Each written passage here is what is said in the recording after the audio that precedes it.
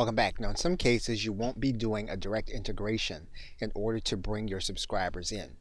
You may be able to secure a CSV file from the platform that you're using. You want to bring that CSV file into your ConvertKit account.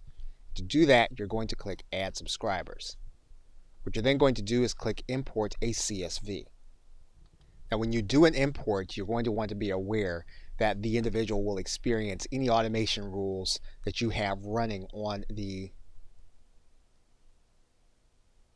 tags or sequences that the individuals will be part of.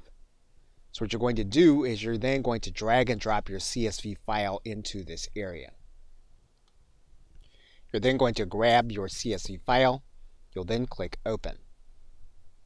What you'll then do is choose how you want the individuals to be categorized. You'll then choose your tags. What you'll then do is you'll go down into the mapping area. You're going to want to click inside of each box. In this case, we're going to determine that the email field should match the email. The first name will match the first name. Now, in some cases, you won't have anything available in your last name.